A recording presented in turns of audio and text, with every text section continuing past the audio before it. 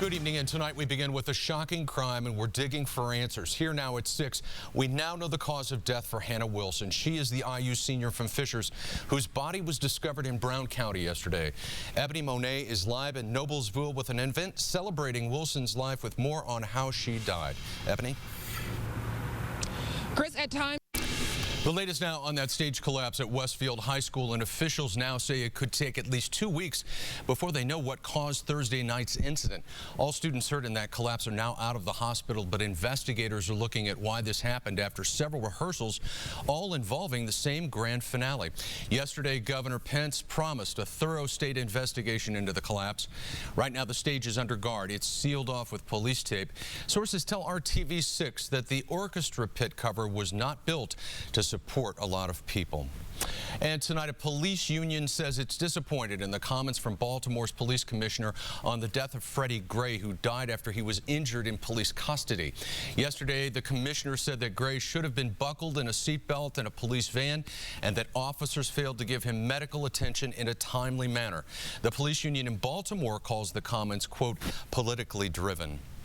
And missing for nearly 2 weeks, two sisters now say they survived in a remote part of Michigan's Upper Peninsula on love for their family, melted snow, and the little food that they had in their snow-crippled SUV. A day after a police helicopter spotted them, Leslie Roy and Lee Marie Wright offered thanks to their rescuers and others involved in the nearly 2-week search after they disappeared earlier this month. On April 11th, the sisters had a reservation at a hotel in Mackinac City, but they never showed up. Instead, they were trapped in snow on a little-used road until a police helicopter pilot noticed a reflection on Friday.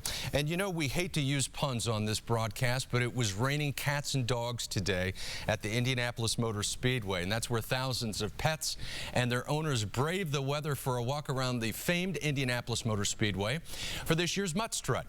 The event is called the greatest spectacle in dog walking, but it's also the largest annual fundraiser put on by the Humane Society of Indianapolis. Besides supporting a good cause, people and their pets were able to get some exercise walking around the 2.5-mile oval, although some did a little less work than others. Tucker loves to be carried the entire way. He is one of the only dogs that doesn't walk.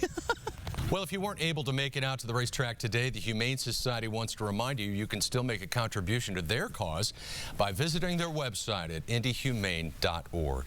And it is at the pagoda out at the Indianapolis Motor Speedway where you saw all those people in raincoats and all those pets, Kyle, that were wrapped up because we had awful weather today. No other way to couch that one. Yeah, it was pretty soggy today. If you had some indoor plans, maybe a little spring cleaning, today was the day to do that. Yeah. Tomorrow, a much better outdoor day, and as we mentioned, of course, the Little 500, the Purdue Grand Prix getting pushed back to tomorrow. Yeah, you know those poor kids are sitting there thinking, why couldn't we have it on Saturday so we can have fun Saturday night? Right, yeah. Not Sunday night, you know. Well, they'll find a way. They'll pregame. Yeah, you'll be exactly. good. All right, well, let's take you to a view now as we look at what's going on with temperatures. 73, gonna feel good. Good, finally like spring. Exactly. Right. That's right. May looking good right that first part of that there. Next Sunday we'll be at the track, so maybe the weather will cooperate That's with hard us to believe already. for opening day. Yeah. Yeah. IndyCar in Alabama this weekend. We'll get to that. NASCAR's in Richmond this weekend. Last night, though, they were a little hot under the collar on pit lane. 11 on RTV6. Good evening, I'm Chris Proffitt, and tonight we are learning much more about the life of Hannah Wilson and the shocking crime that ended it. Wilson was a senior at IU and originally from Fishers. She was found dead yesterday in Brown County, and a man is now in jail preliminarily charged with her murder. RTV6's Ebony Monet is joining us now with what we're learning at this hour. Ebony? Chris, I spoke to Hannah Wilson's childhood friends. They told me she was... Kyle, thank you. And the United States is coming to the aid of Nepal following a massive earthquake that police say has killed more than 1,800 people and caused widespread destruction. The U.S. government is sending a disaster response team and $1 million in aid to the Himalayan nation following that magnitude 7.8 earthquake. ABC's Hamish McDonald now with an in-depth look at the situation in Nepal. India, China, and Pakistan are also reporting damage from the earthquake. It's the worst worst to hit the region in more than 80 years. And we go off to South America, where people are on edge about a suddenly awakened volcano.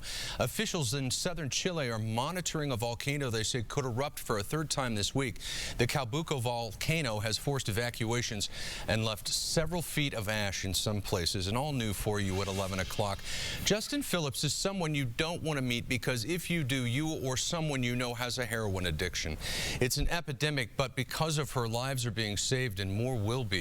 The Indianapolis mother of 3 lost her 20-year-old son, Aaron, to a heroin overdose in October of 2013. And out of that crushing grief, Justin learned about the overdose antidote called Narcan. She then went about raising money for police departments to buy Narcan to help save overdose victims.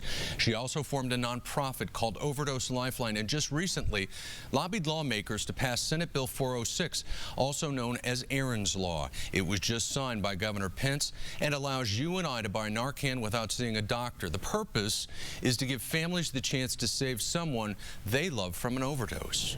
I know 23 parents in the surrounding area who've lost a child, and that's just more than, you know, I don't want to know them, they don't want to know me, but I know them now. You know, we're in this fight, and it's too much.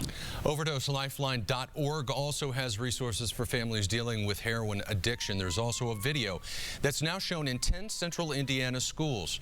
Justin hopes that it's required viewing for all Indiana schools. And right now, a lot of mystery surrounds a West Side shooting. Metro Police tell us that they found a man shot in the leg in the 500 block of Linden Hill Circle just after 8 tonight. Officers say despite having what they call a hole in his leg, the man wouldn't say where the shooting took place, wouldn't reveal the circumstances surrounding the incident either. Officers have not made any arrests in this case, and Metro Police are looking for the person who shot and killed an elderly East Side man. Now police are hoping that newly released surveillance video could provide a break in the case. Officers found 82-year-old Robert Woods dead at a home in the 1400 block of North Edmondson Avenue around 7:30 this morning. And tonight, IMPD released surveillance video of a vehicle of interest in this case. If you know anything about this vehicle or you have any information about the death of Robert Woods, call Crime Stoppers at 262-TIPS. Yeah, we've got a nasty day. A little bit. Yeah. We had the clouds around all day, showers, it's chilly. Right. Big improvements tomorrow, though. So glad to hear that. The light right around the corner for us.